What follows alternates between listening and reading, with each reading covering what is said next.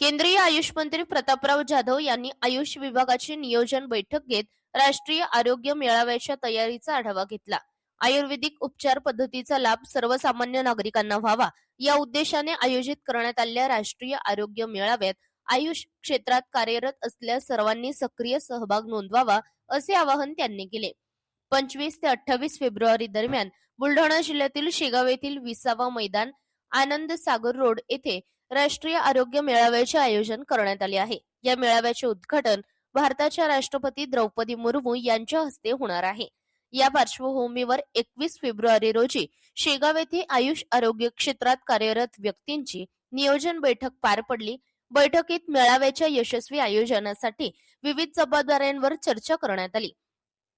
यावेळी शेगाव विधानसभा मतदारसंघाचे आमदार संजय कुटे, अखिल भारतीय आयुर्वेद संमेलनाचे उपाध्यक्ष वैद्य आशुतोष गुप्ता, नाशिक येथील महाराष्ट्र आरोग्य विज्ञान विद्यापीठाच्या आयुर्वेद विभागाचे अधिष्ठाता वैद्य मिलिंद आवारे, आयुर्वेद असोसिएशनचे उपाध्यक्ष वैद्य दत्ता पाटील तसेच वैद्य रामदास आवाड आदी मान्यवर उपस्थित होते.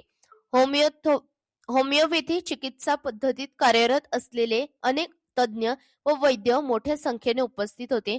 राष्ट्रीय आरोग्य मेळाव्यात आयुर्वेद, होमिओपॅथी आणि इतर आयुष उपचार पद्धतींची माहिती, मार्गदर्शन व मोफत तपासणी शिबिरे आयोजित करण्यात येणार असून नागरिकांनी मोठ्या संख्येने उपस्थित राहावे असे आवाहन करण्यात आले आहे. Bureau report, India news 1 Marathi.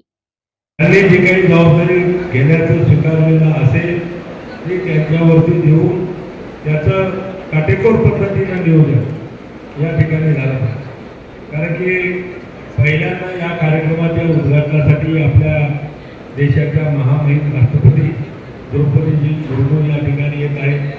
आपले माननीय राज्यपाल येणार आहेत, मुख्यमंत्री आदरणीय फडणवीस साहेब असतील, उपमुख्यमंत्री शिंदे साहेब असतील, सुरेंद्रताई असतील, यांना सुद्धा आपण आग्रहानं त्या दिवशी आणि म्हणून आयुर्वेदाचं काम सुद्धा आपल्या महाराष्ट्रामध्ये अतिशय चांगल्या पद्धतीनं